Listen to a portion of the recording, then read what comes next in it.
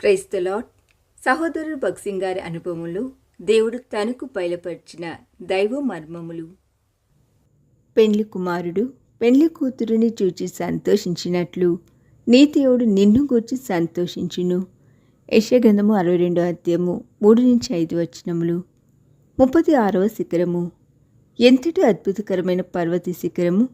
పాపంలో జీవించినప్పుడు మన ద్వారా నింద అవమానమే కలిగిను. అయినప్పటికీ దేవుడు నీవు దేవుని చేతిలో రాజకీయ మకుటముగా నుందువు అని చెప్పుచున్నాడు.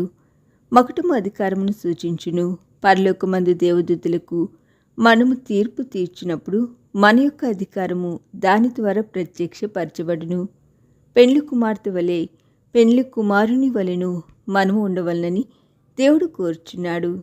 ప్రభు చేత వారు జతపరచబడిన ఎడల వారు పూర్తిగా ప్రభు పైన ఆనుకొని అన్ని పరిస్థితుల్లో ఒకరినొకరు ప్రేమించుకున్నట్టుకు నేర్చుకునవలెను. వారు ఆ రీతిగా ప్రేమించుకొనుచున్నప్పుడు వారిరువురును ఒకే పోలికగా మార్చబడుచుందురు. వారి ప్రేమ బాంధవ్యమును బట్టి ఏకత్వమును బట్టి వారిరువురిలో ఒకే రూపురేఖలు ఒకే రీతిగా ఉండుట నీవు కనుగొనగలవు.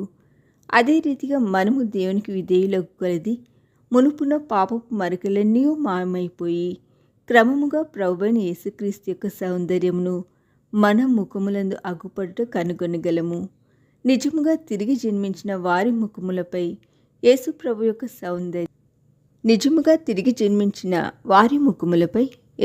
యొక్క సౌందర్యము కనపడును. 1 యోహాను రాసిన పత్రిక 3వ అధ్యాయం 2లో చెప్పబడినట్లు ఆయన ప్రత్యక్షమైనప్పుడు ఆయన ఉన్నట్లుగానే ఆయనను చూతుము కనుక ఆయనను పోలి ఉందుము. రాజకీయ మకుటమనున్నది సౌందర్యము కొరకే ధరించినది. యేసుక్రీస్తు ప్రభు యొక్క మహిమను సౌందర్యమును మనమెన్నడూ గ్రహించలేము. దేవదూతల ద్వారా సైతము చూపించబడని ఈ సౌందర్యమును మహిమను మన ద్వారా ఆయన చూపించకోరుచున్నాడు. మనమే ఆయన కిరీటముగా నుండి తన పరలోకపు ఏర్పాటులో ప్రకాశించవలని కోరుచున్నాడు. ఈ దినధ్యానము మనందరి ఆత్మీయ జీవితమునకు ఆశీర్వాదకరముగా ఉండునుగాక. ఆమేన్.